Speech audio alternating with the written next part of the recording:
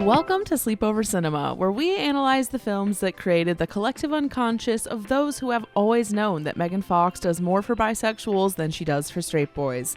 I'm Hannah Leach. And I'm Audrey Leach. We are the sister filmmaking duo also known as Two Pink Pictures, and we have not stopped thinking about these movies since we first saw them.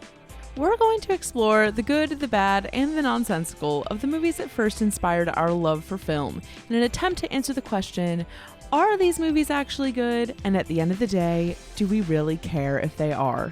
Today we are talking about 2009's Jennifer's Body.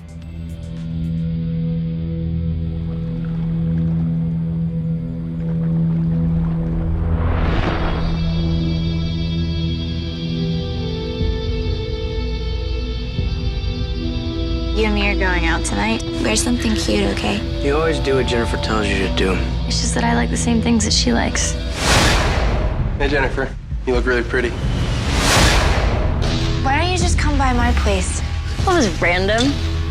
This isn't really your house, is it? We can play mommy and daddy. No way. We always share your bed when we have slumber parties. Jennifer's evil. I know.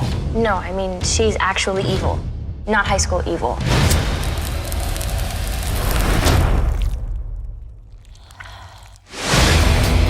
Chip is looking really cute to me lately. How is he tasting these days? You are never a good friend. You could have anybody that you want. Why Chip? You're killing people. No. I'm killing boys. Are you scared? Thought you only murdered boys. I go both ways. I will finish you if I have to. Okay. You can barely finish gym class.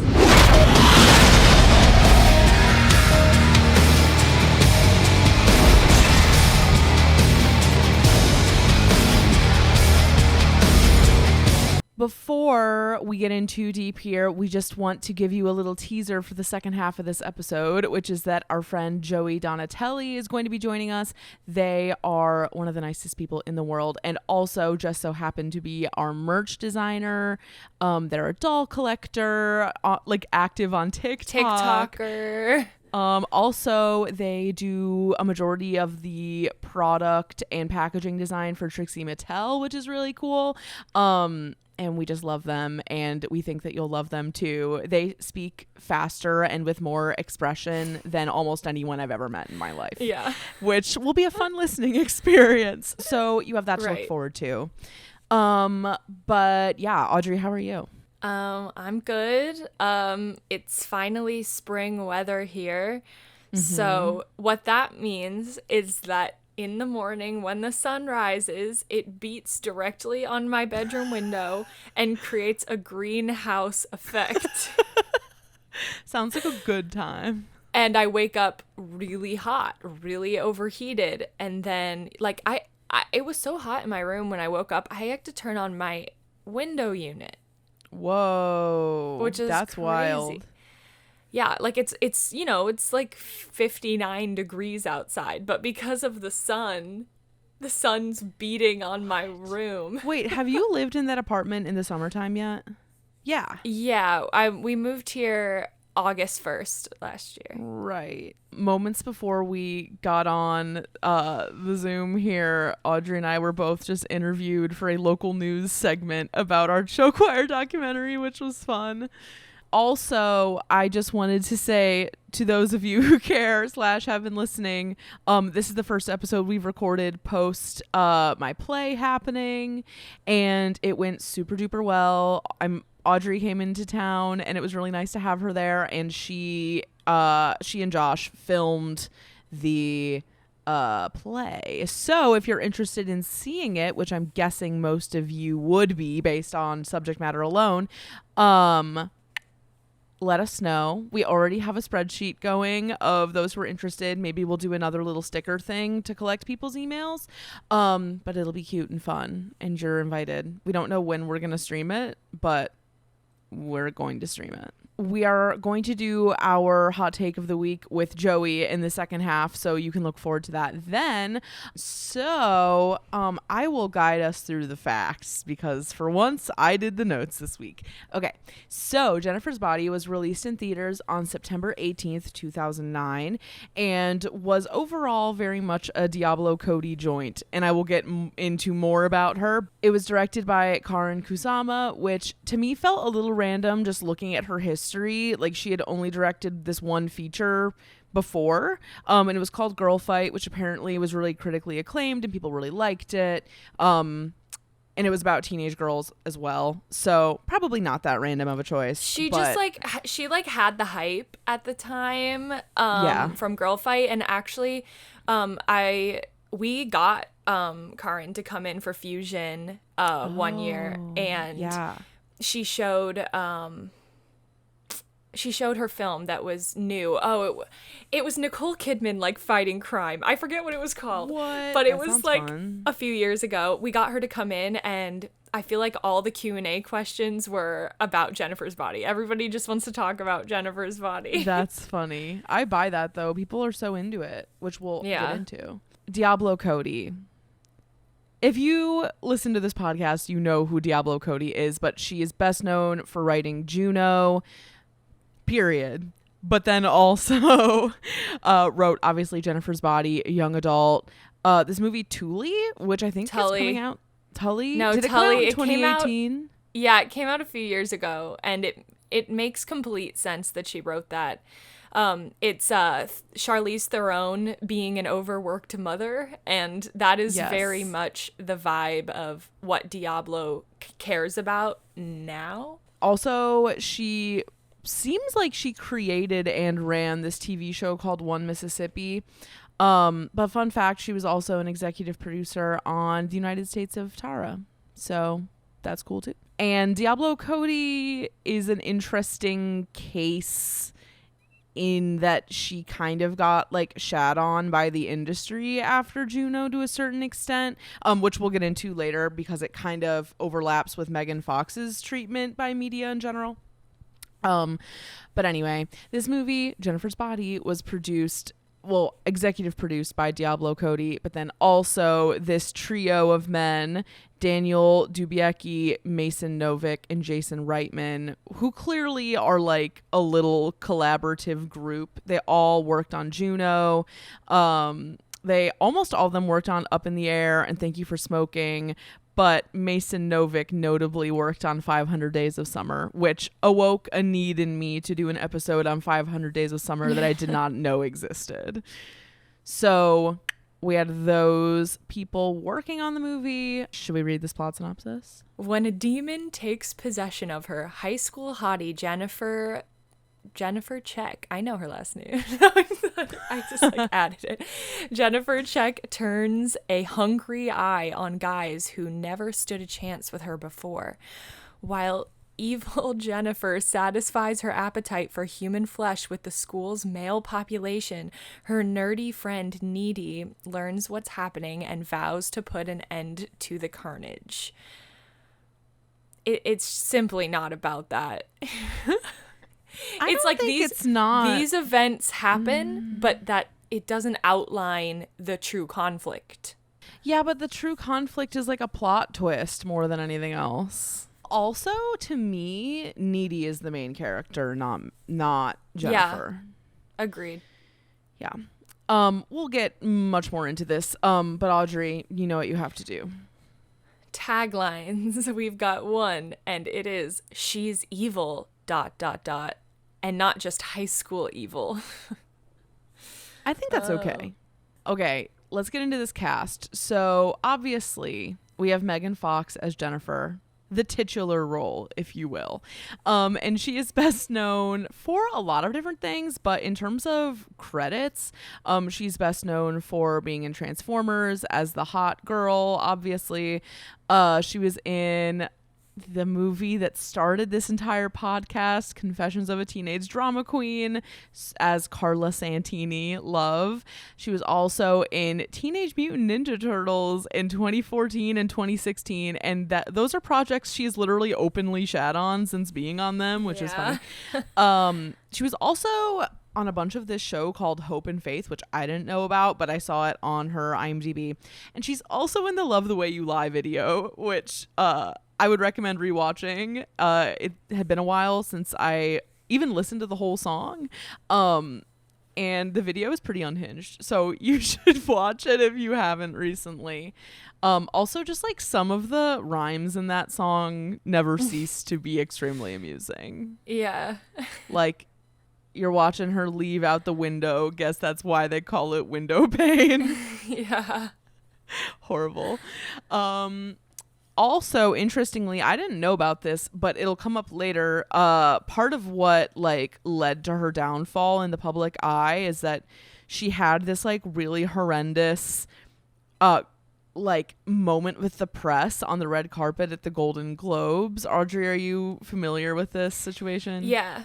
Yeah, and I actually just like I've been kind of binge watching like the current Megan Fox interviews just to like get a feel for her. And there was this one video that was like would you still wear this? But the picture they gave her was from that event. So she was looking at the outfit of what she wore to that event where that happened. And she said that basically what happened was she just at the Golden Globes, they put these giant bottles of champagne on the tables. Yeah. And that she was like at a table with Blake Lively and the Jonas Brothers, and she like drank way too much champagne and then just said a bunch of shit she shouldn't have said on the red carpet. Yeah, when I watched the video, my jaw dropped. I could not believe what she said. I'm not going to recount it here.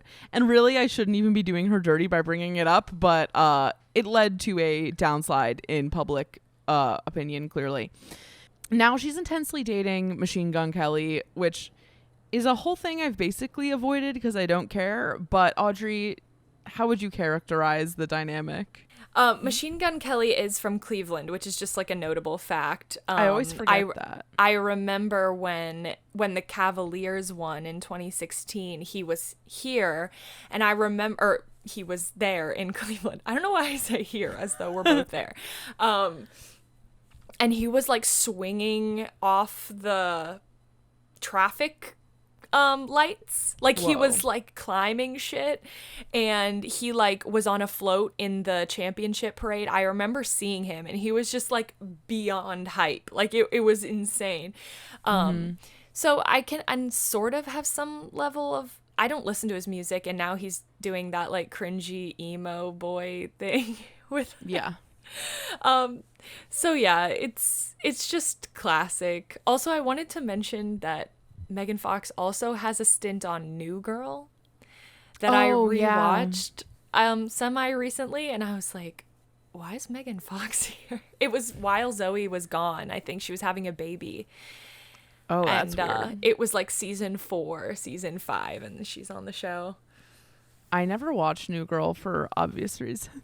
See, I like didn't think it would be good, but then I watched it and genuinely I would laugh. The only thing that I like really took in about her dating MGK was that she was like, I met him and I realized we were twin flames.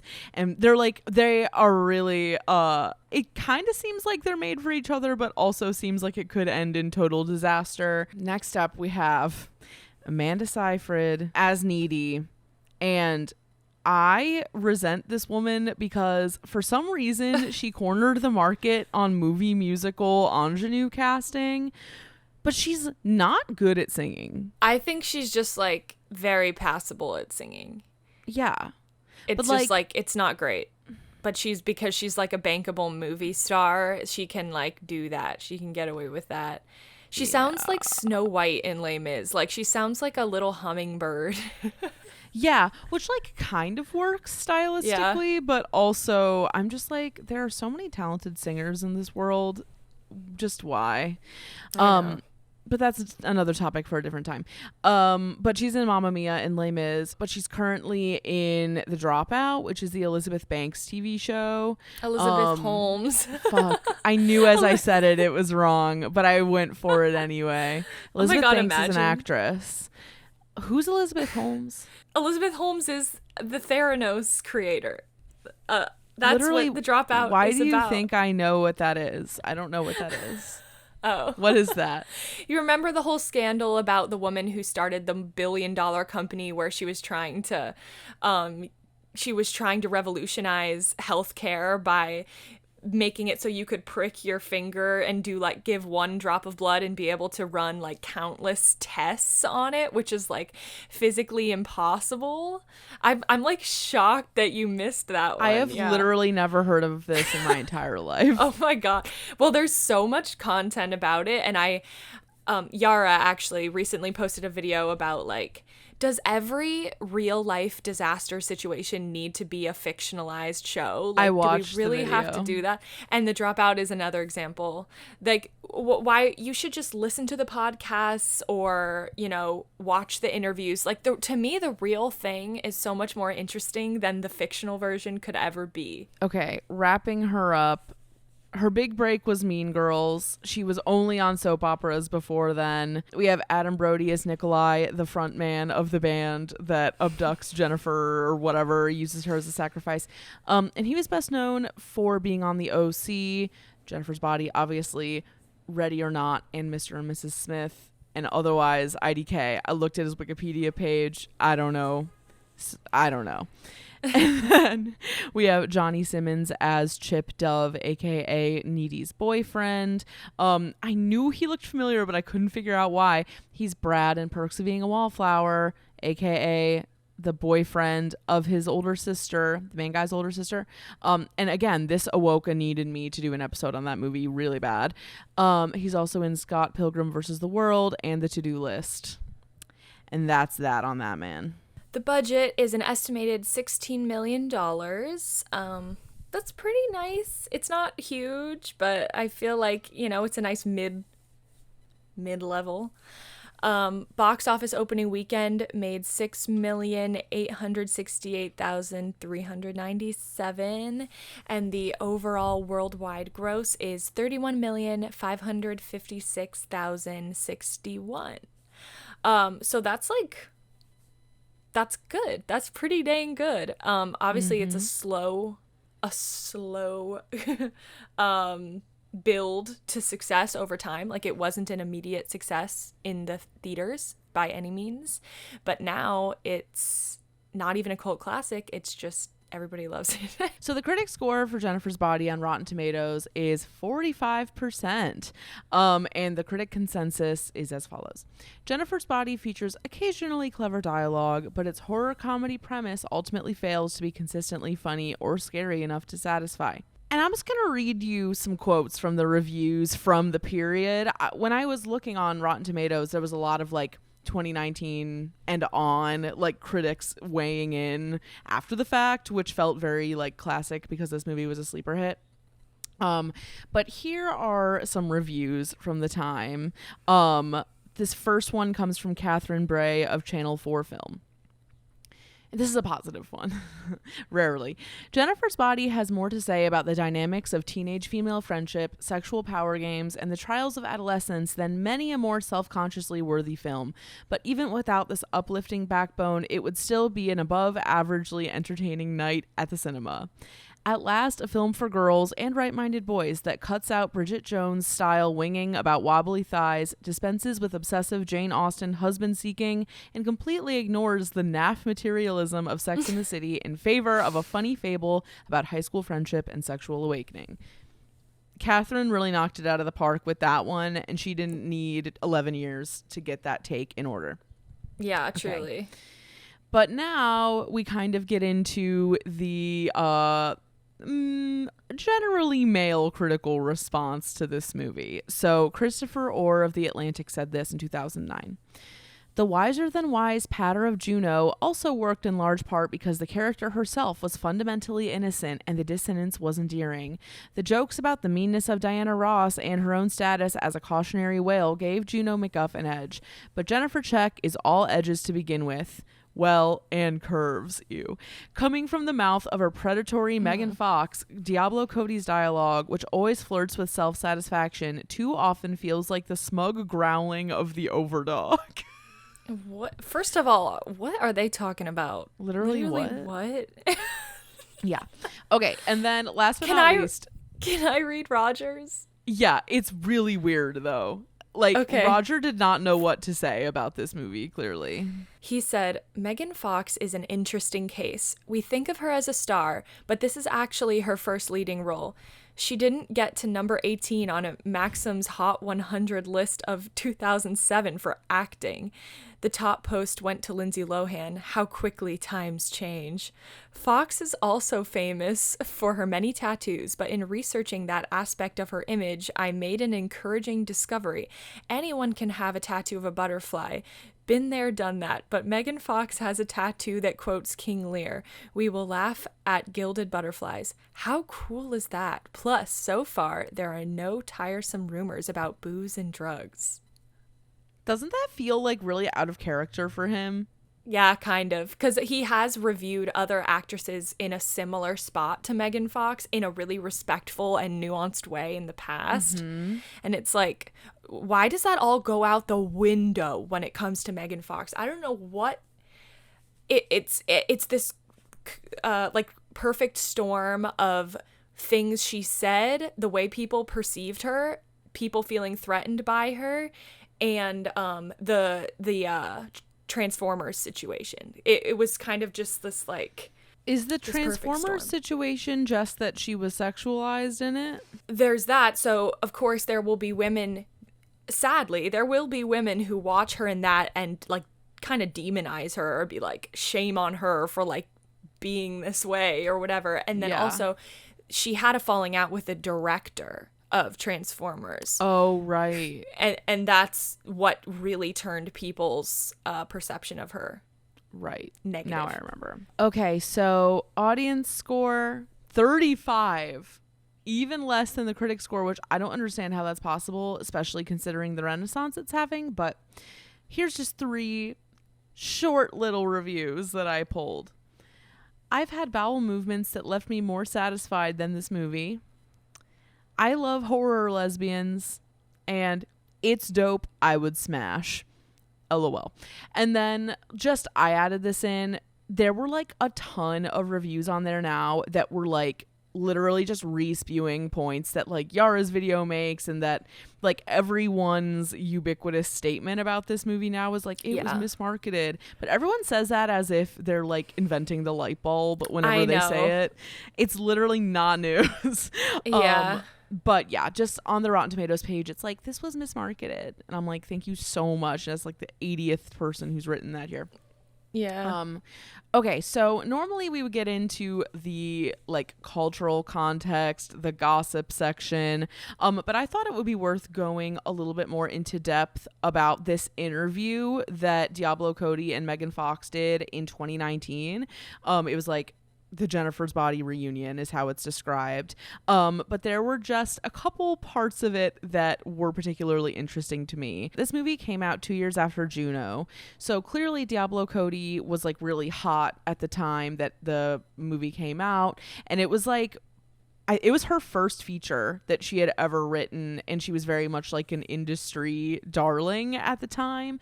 And in this interview, she was talking about, because it was in 2009, like Twitter was new back then, and that after Jennifer's Body came out, she like really masochistically searched her own name on Twitter and saw like all these industry peers just like shitting on the movie and the screenplay and like her work as a creative. And she was like, I don't know if they thought I just wouldn't see it. I don't know if they thought I wasn't on Twitter. But that really hurt me. And Megan Fox was like, yeah, never do that. Which I just thought was interesting and sad and very 2009. Also in that interview, which we'll link to because it's very interesting. Diablo was talking about how at the test screening they would recruit the wrong audience to watch the film, which was people who love Juno and then like 18 to 24 white guys instead of, you know, horror fans or, you know, coming of age, you know, or like teen girl movie fans. Like that's what it should have been. She was talking about how they'll give you a card and to write your kind of opinions and fill out a questionnaire when you are in a test screening, and some like boy wrote that it needs more boobs. That was his great takeaway. Yeah. And apparently it was spelled BEWBS. Yeah. Well, so like that's what they were working with here. Yeah. And Megan also brings up an interesting point in this interview that I never know how to wrap my head around fully.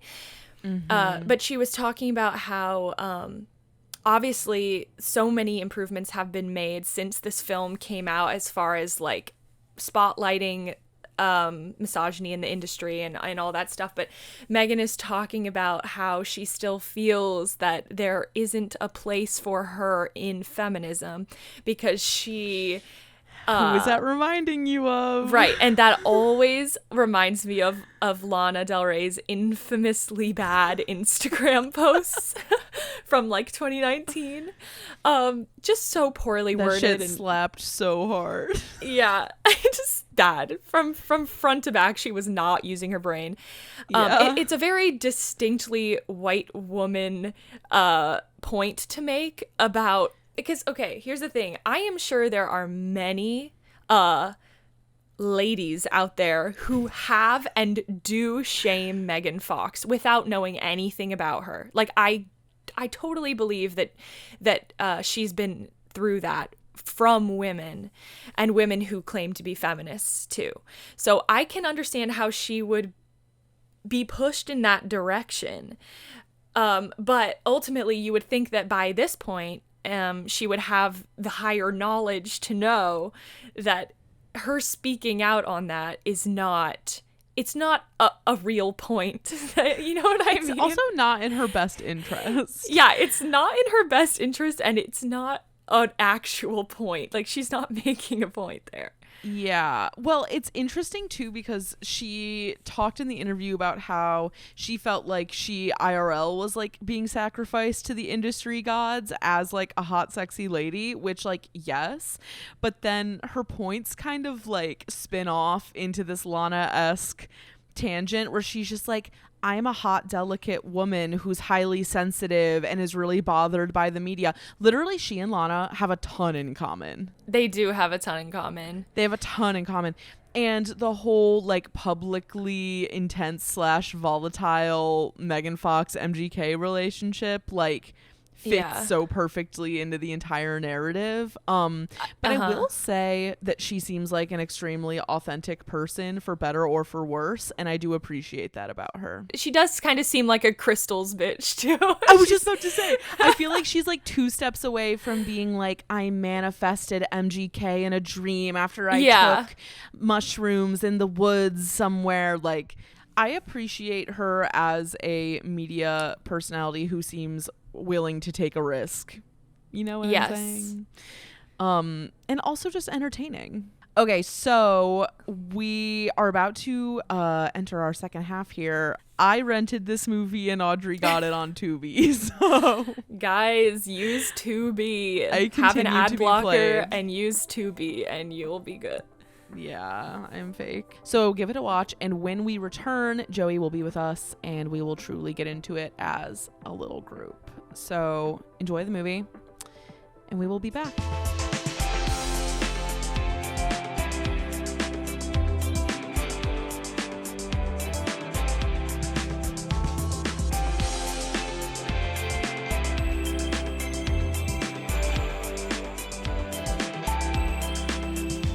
Okay, everyone, we are back for the second half of our episode, and Joey has joined us, and we're so excited that they're here. Hi, Joey. Hello. Oh my gosh, I'm so excited to be here, you guys. We are thrilled to have you. You are definitely one of our most faithful listeners, always giving the feedback we need. It's great. It's been a long time coming, and I'm very excited that it's finally happened. Truly, I feel like this is like the great amalgamation that we've been waiting for. So absolutely. So for those who don't know, Joey.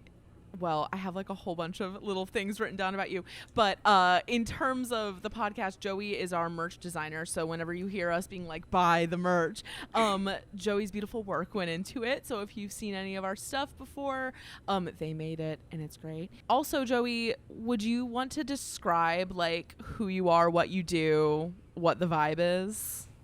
Oh my gosh, absolutely. So you guys, for those of you who don't know, I'm Joey. I am the merch designer, as it has been said. I am from Baltimore. I am a graphic designer and digital illustrator. I also work at Ulta because that's just the way things are right now, and that's fine. But I do work for Trixie Mattel, Loverboy, It Gets Better, basically all the really fun, like fruity, feminine clients that we live for.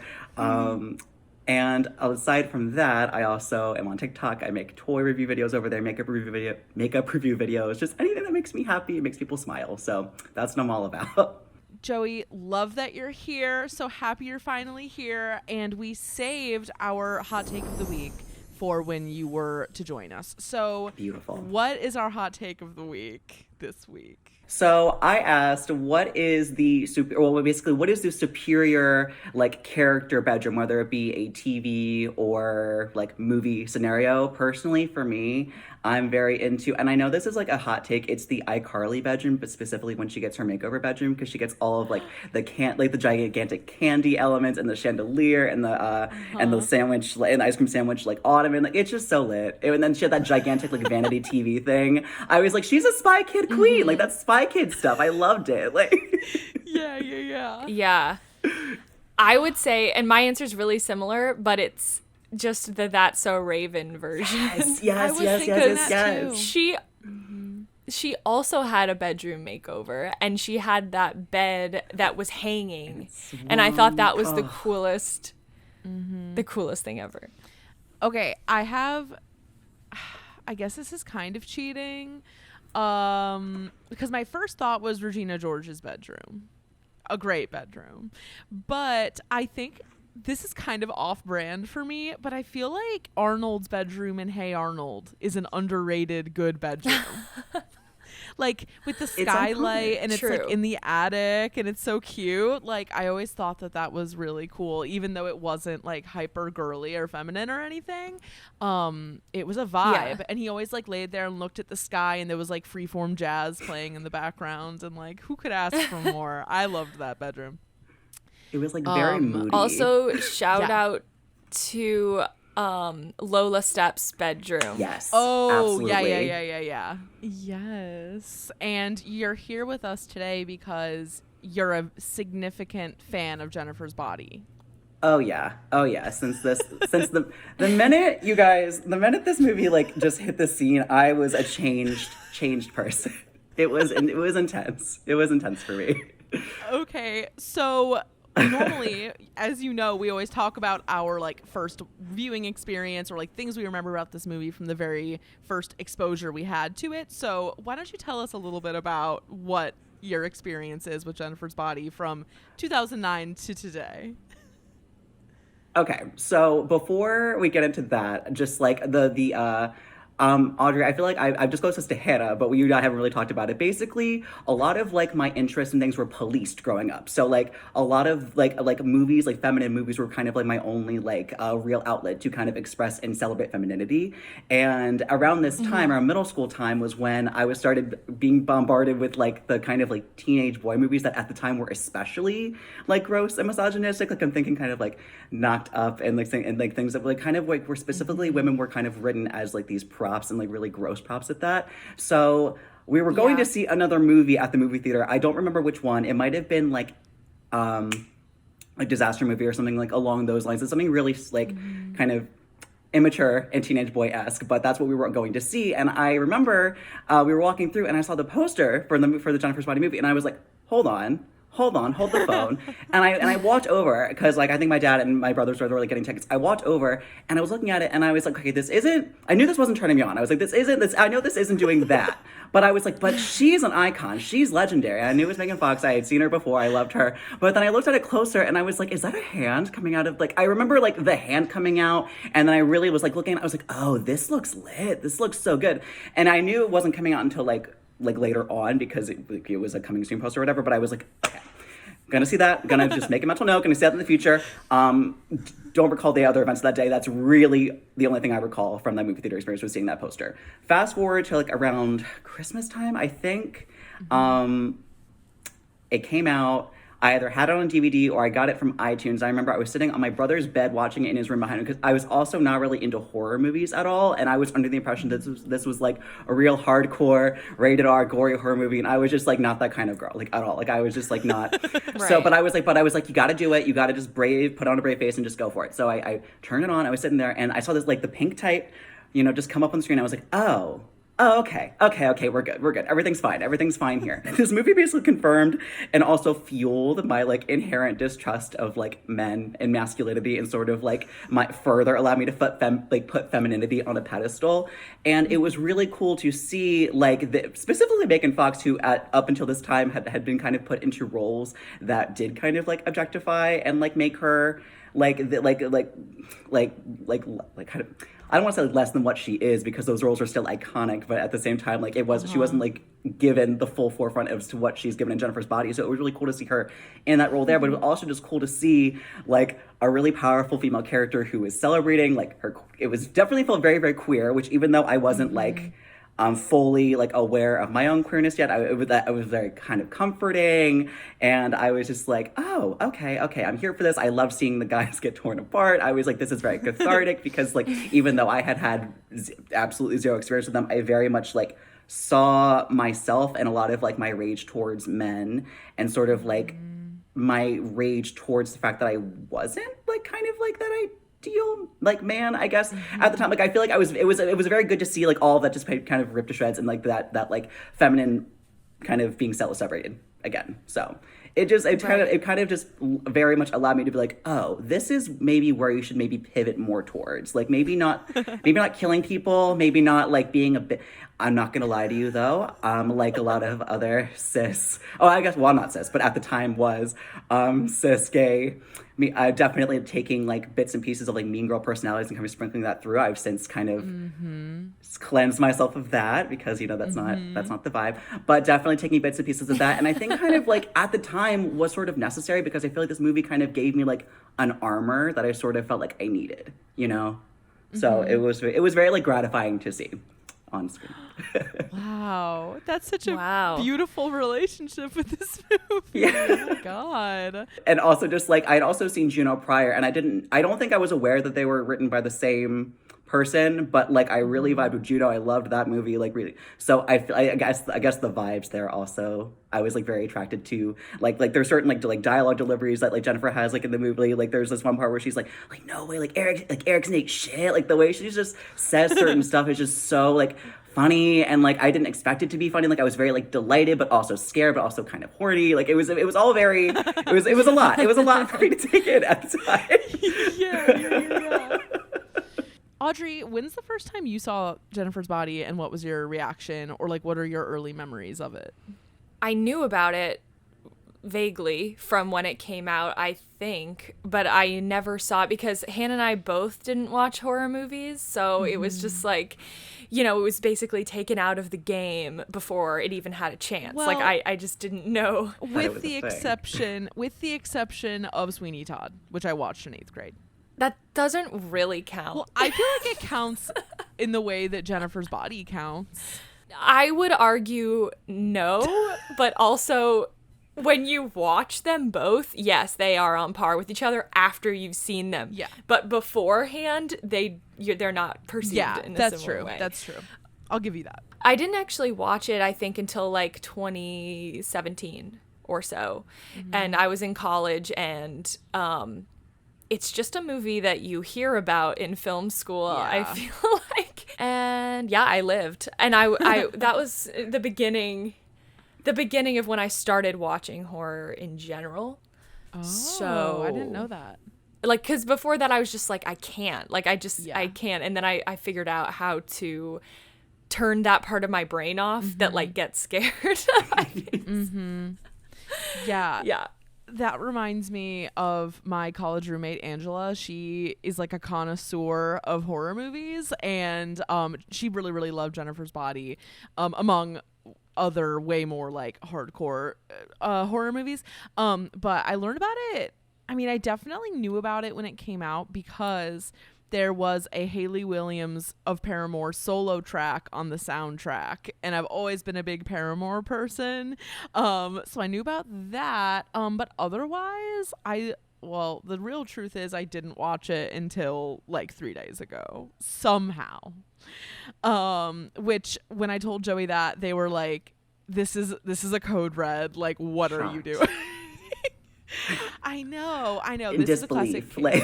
case. I mean, this movie has me writing paragraphs. It has me writing essays. It really like flowing from the pages, flowing from our tips, Yeah. just onto the paper. Also, I will just say this too, like, even though not everybody has seen this movie, everybody has an opinion on it.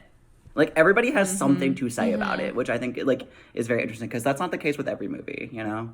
No, yeah, love it or hate it, you probably have an opinion, and that's good cinema, you know? Amen, girl. Amen. We're going to start with the worst now category because we're obviously going to go on for days about all the good things and interesting things. And let me just say, seeing Chris Pratt is never a good experience.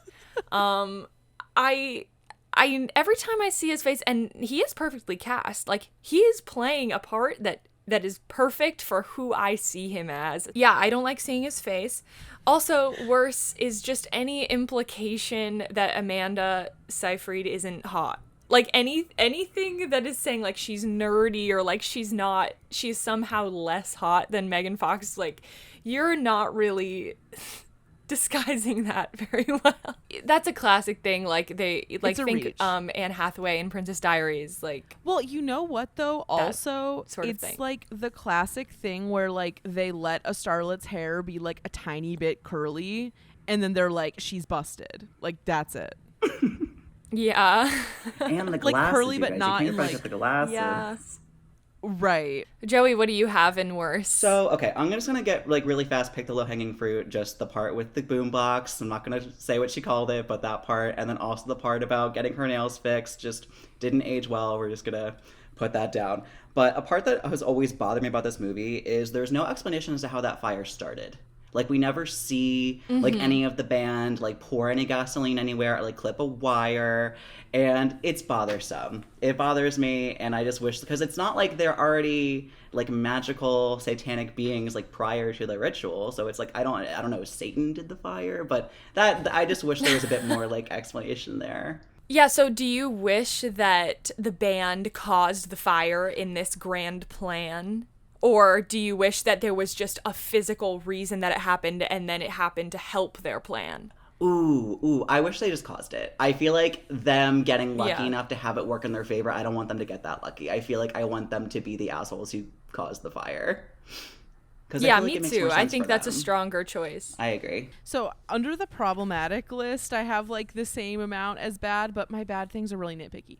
Okay, so both of you will enjoy this as graphic design people, but the font choice for the BFF locket bothered me so much. It was like the ugliest font of all time, and I was like, come on, you couldn't have picked a better font than that. It's like Apple Chancery or something. Like, sad. Yeah. Just sad font choice. I thought that Jennifer was going to kill her mom. I wrote down Jennifer's gonna kill mom too, or no, that she was gonna kill Needy's mom. Like, I thought that was like my prediction, which I don't know why it's written under bad, but I had it under bad. And really, my two things were, I felt a little bit confused about why Jennifer got into the van in the first place. Like, I feel like it was supposed to be and it is like statement about like assault, sort of like taking advantage of someone in a state of shock or someone who's like fresh off of a traumatic situation and like making it even worse. But as I was watching it, I was like, that was a little like a question mark for me. But really my main thing was that I was watching this movie by myself, and this movie is so suspenseful in parts that it's like exhausting to watch by yourself and to not know what's gonna happen. I was going through it, but the suspense was impactful and good, I have to say. I was just to say very quickly, going back to the font thing, there was a banner for the dance at the end, and they're using papyrus for it, and that has also always bothered the hell out of me. Ever since I first saw it, it just tears me apart. But you know what? It is accurate because bitches do be using papyrus. True, especially for when they shouldn't and have right, exactly. So at least it's true to life, you know? That's true.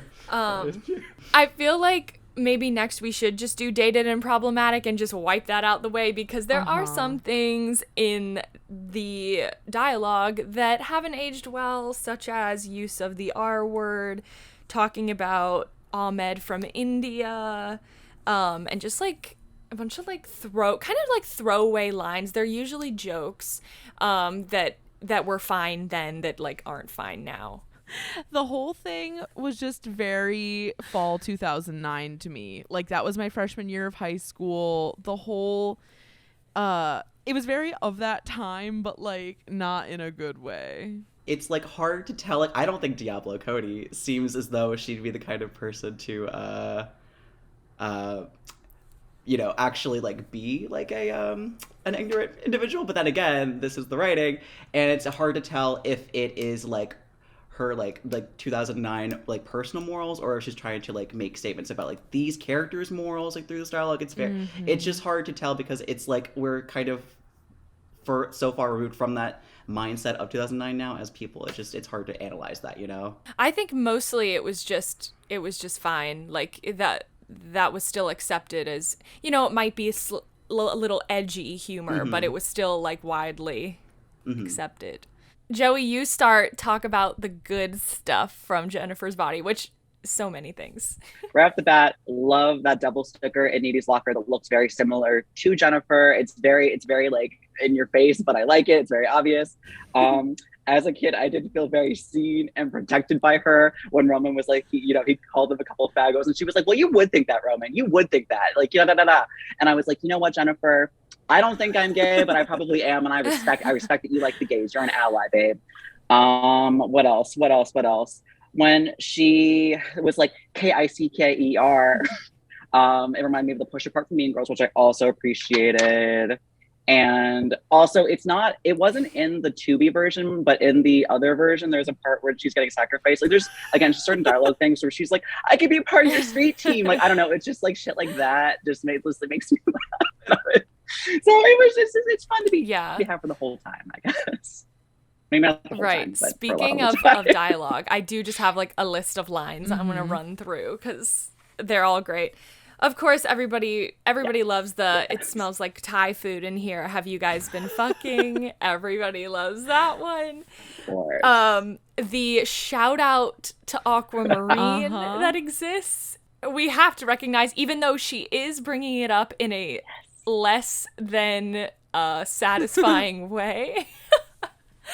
Because she's like, what did she say? A girl who's half sushi and like fucks with her blowhole. The entire sequence of lines at the end with like, you got a tampon, because she wants to like plug her entire that made me laugh out loud. That is so good. When Needy is like fighting her in the final kill, and she's like, do you get all your murder weapons at Home Depot? God, you're butch.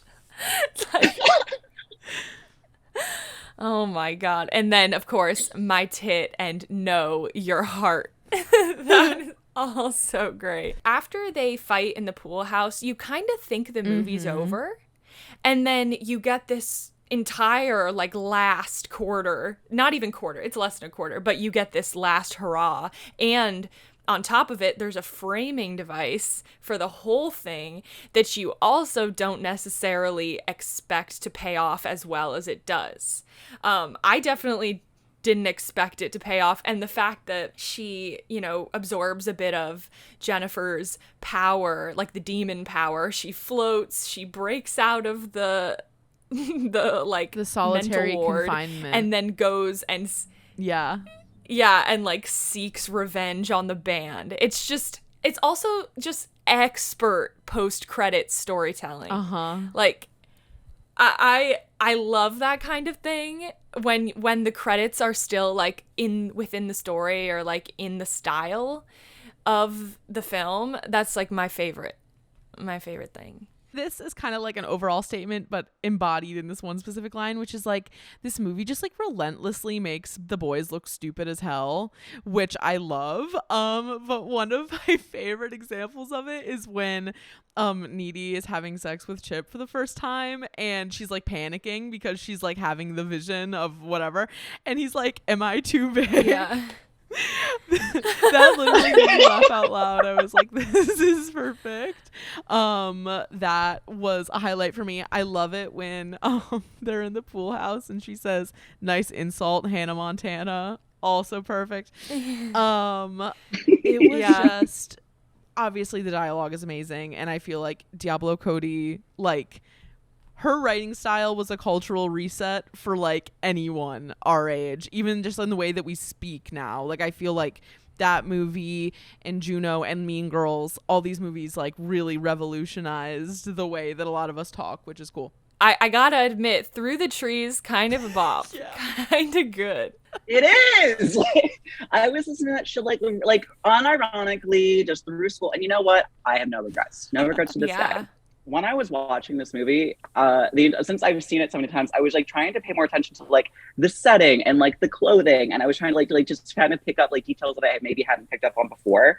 And one of the things I really noticed was like a lot of like the BFF necklace, just specifically when we first Jennifer, she walks in and she's like toying with it, and it's very like she needed to kind of like almost like seduct Needy into doing what she wants. Yeah, that's a great point.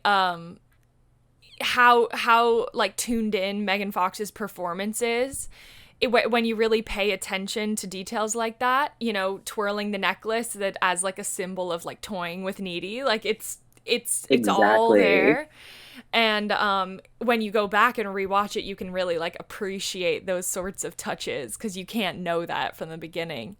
And I also was noticing the influence of Heather's with Jennifer's body, because, you know, we've got this element of how are these deaths affecting the school, and like there's a teacher talking about it, and, you know, the kids are stressed out and the kids are all rallying behind the band, and it just has like, it has some Heather's DNA in it for sure. With the Heathers with their bright outfits on, and you see Miss Jennifer just like walking down the hallway in that iconic heart hoodie. This like it's just like she really is like the center of attention, and of course it's like it's obvious that she's supposed to be the center of attention like through the clothing, but it really does kind of evoke that Heather's vibe too, and also a Mean Girls vibe as well. It's like the school counselor addressing grief of it all, like it like to the whole school. Definitely saw that influence.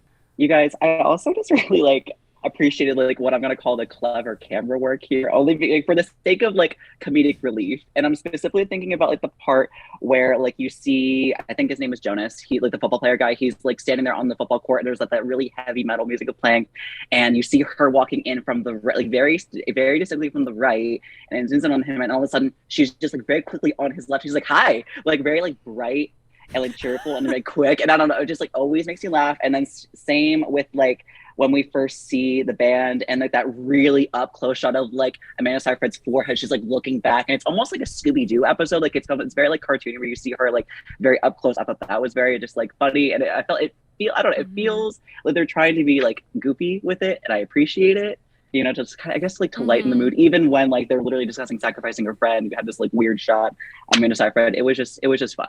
It was just fun to see. Yeah, that's a classic type of shot too, where I think it's called diopter or diopted shot, where you take the same shot, one of them focusing on the people in the background, one of them focusing on the people in the or person in the foreground, and then you cut them together. Yes. And it's a really unnatural look because a camera, like your eyes, cannot focus on two things at once. So when you see it, it's really uncomfortable, and that's usually like why it's used. Oh my god, Audrey, thank you, because literally first of all I had no clue, and secondly it's very uncanny. So it feels very like, it felt very like uncanny to see. I think that's a better descriptor, but like I didn't know that. I feel like I just learned something new. Thanks, man. Yeah. Also, I love that you said did I say football court? Yeah.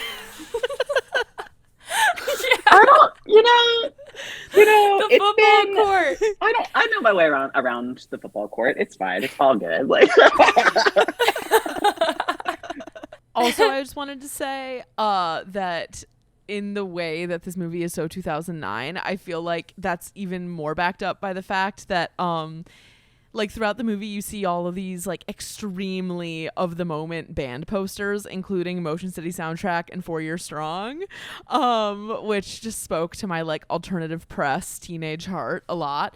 And also just loved that I Wanna Love You by Akon was playing in the background in one of the scenes. I love that song. Yeah. It's all an extended metaphor for what happens when men become a factor in female best friendships.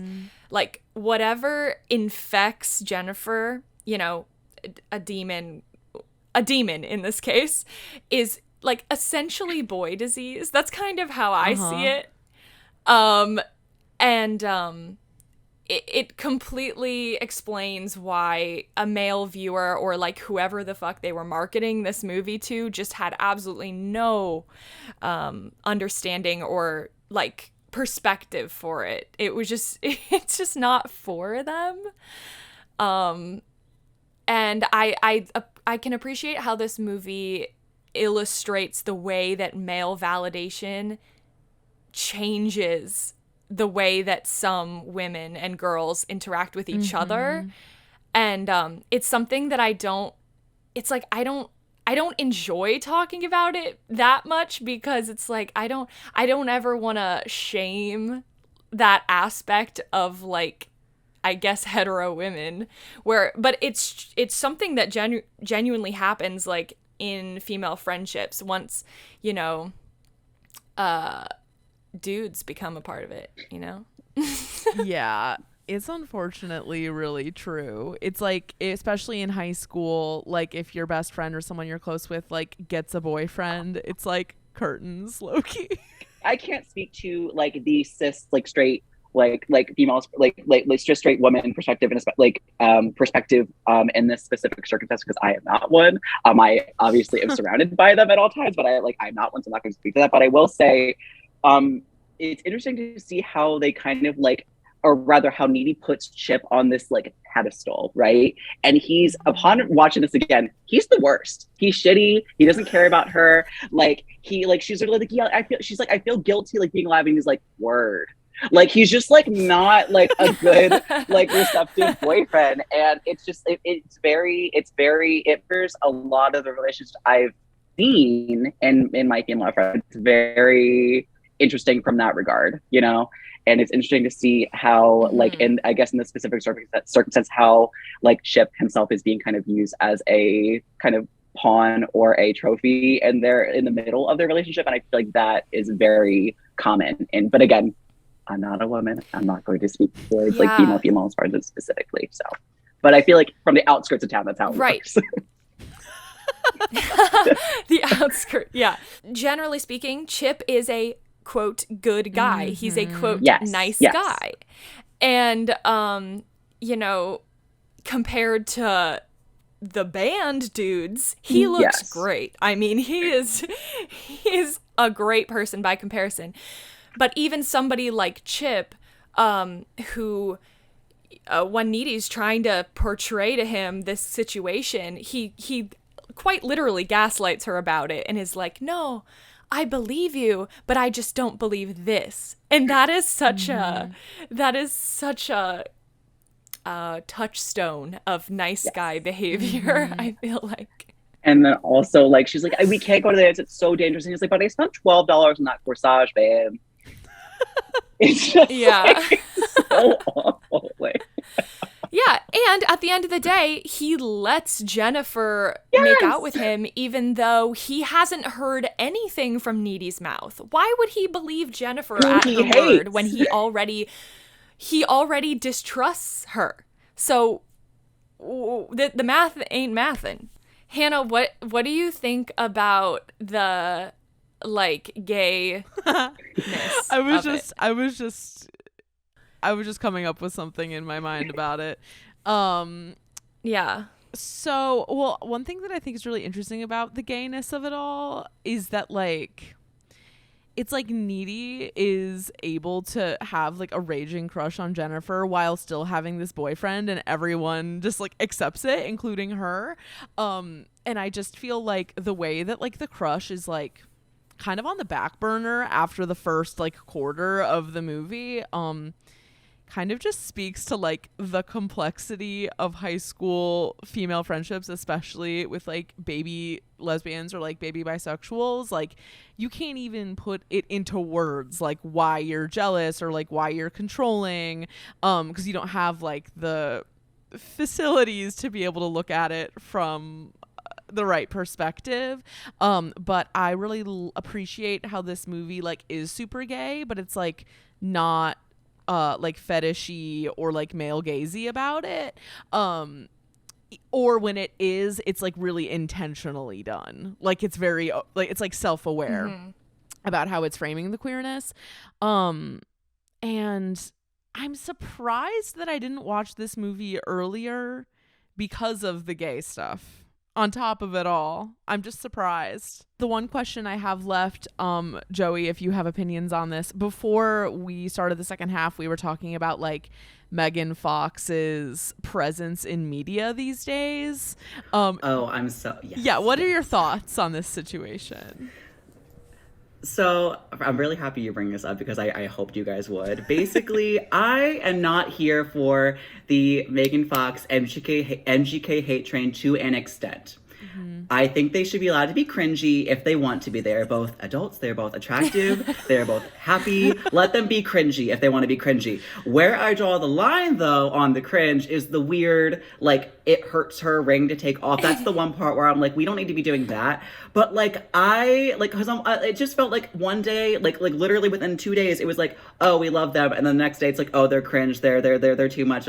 Like, no, they're not. They're hot. They're happy. They're fine. Leave them alone. And I'm happy that Megan specifically is like getting her resurgence. I'm glad this movie is getting its resurgence. Like, it's really like great to see like the younger generation and specifically the audience, like an audience who was meant to be appreciated by is like actually growing up and being able to appreciate it, which is hot. But then also I'm just really like happy for the longevity of Megan's career. I'm hoping that we're going to get to see her in like more stuff. I know she's already been in more stuff, like recently, which is really, really hot, but it's just like, it makes me really hopeful for like Lindsay as well for her comeback. It makes me really hopeful for like all the other like girlies, and like, I'm just here for it all. I really, really am, you guys. Yeah. I would love to see like a Thelma and Louise-esque movie with Megan Fox and Lindsay Lohan. Oh my God. Oh, fuck. Yes. That's the only remake of that movie that I would be okay with if it was two people like that. Jennifer's mom looks like Bratz, like they made Bratz doll moms. Jennifer's mom looks just like that. And I think that, and I love that. Like, she's just like, she's fitting the role. She's the, and if Jennifer's mom was gonna look like anybody, I would expect it to be a Bratz doll. So it's just like, it's in the details, girlies. It's in the details. Like, that's so good. I didn't even know they made Bratz doll moms. They're like, they look just like Y2K, like bimbo moms. Love. And I love them all. Like, I'll send you guys pictures later. They're really iconic. Please do. Yeah, and going back to the Lindsay Megan thing, I'm all for the resurgence. I want them to get great roles, but they have to be in stuff with good writing, because that's where they have shined in the past. Mean Girls, and Jennifer's Body. Those are like their greatest works, and it's because of these like basically white woman writers who have like quippy remarks. but they do such a great job with it. And that's what I'm scared of with Lindsay, especially right now. And is that the stuff that she's in, I'm happy she's getting jobs, but it's not going to be good movies, and that's sad to me. Like she needs to get like a Jennifer Coolidge type of thing where it's like Jennifer Coolidge now is in White Lotus, and she's got Mike White writing for her specifically, and that's the sort of energy that they need. They don't just need like Hallmark Christmas movies or like some weird blockbuster thing. Like they need specific work for them. I'm wondering if like Lindsay specifically is like looking at these like looking at what she was offered, and I'm wondering if any of those thoughts, if you just expressed, have crossed her mind, because if I were in her shoes, if I was in those Louboutins, I just like wouldn't like look at like a Hallmark like script and be like, okay, I am Lindsay Lohan. Like I understand that it's been a while, but I am Lindsay Lohan. Like for the love of God, like put me in just. So I hope that that's gonna be like her thought process. But like we don't know. You're Audrey. You're probably right. Like I mean, like I'm pretty sure she's gonna be in like a Christmas movie with Cord Overstreet.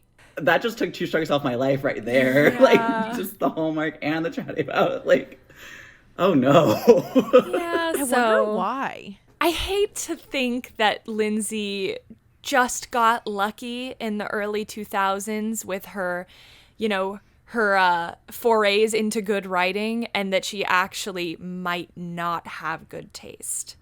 And that is a scary thought, but it could be true. I feel like you just told me Santa Claus isn't real. Yeah. I don't want to think about it. Like, I know. Okay, do we have anything left to say? There's always more to say, but today, is there anything left to say? I do. I did take the earrings, the Sleepover Cinema earrings. I did turn them into a necklace because I don't have my ears pierced, but I did want to wear them. So I do have them all on there. So for those of you, I was like, oh my God, because this is like a pant chain that broke. So I was like, let me turn it into a necklace. But like, I was like, I want to wear them. I want to represent for the girlies, but I couldn't pull like an apple core situation because I didn't want to hurt myself. So this is what we did. That's so cute. Buy the merch, please. The whole outfit is so right. Like Jennifer's body shirt. You guys, merch on the necklace. Okay, so Joey, where can everyone find you on social media and whatnot? So I am at Joey Sunny Design on Instagram, and then Joey Sunny D on TikTok. And then my website is linked on both, but it is jdonatellidesign.com if you'd like to go peruse my work and also shop my pins that Hannah and Audrey have so kindly mentioned to you over the past couple of weeks. And yeah, I have my daddy figure. My daddy figure is right here. I love him. He's beautiful. He's so mustache beautiful. and all. Yes. Okay, well, Joey, such a long time coming. So glad that you were able to join us, and for a movie you're so passionate about. It was a match made in heaven. This was my first ever like podcast situation. I had a lovely time. I love you guys. I'm very happy to be here, and I'm very honored. I'm feeling very honored. So thank you so much for having me. You're so welcome. We'll be back. Will we be back next week? Yeah, this is our penultimate episode of season 4. Next week is the season finale. And it's a big one. Oh my goodness. It's a big one. I know. I think I'm gonna have to carve out a significant amount of time to prepare for this next one. This is exciting. I should I'm getting geared up, you guys. Let me tell you. Okay, well, we all have that to look forward to. Make sure to check out Joey's work because they're the best. And we will be back next week with a big special episode. Bye. Bye, everybody. You can find more from us at evergreenpodcast.com/sleepover-cinema and keep up with our latest creative projects at twopinkpictures.com. If you want to watch our show as well as listen, we're on YouTube too. Search Sleepover Cinema or go to the link tree in our Instagram bio. We're on Instagram and Twitter at twopinkpictures and would love to hear from you there. We're also on TikTok at Sleepover Cinema, and that's really where the party is at. And if you like the show, if it brings back evocative memories of childhood or tweendom or babysitting, share the episode with a few friends. Leave us an iTunes review telling us what movie you'd like to see us cover next, and leave us a review if you like the show, and if you don't. Sleepover Cinema is a production of Evergreen Podcasts, produced, edited, and engineered by us, Hannah and Audrey Leach. Sleepover Cinema is mixed by Sean Rule Hoffman, with theme music by Josh Perlman Hall. Special thanks to executive producers Michael D'Aloia and David Moss. We'll chat again soon.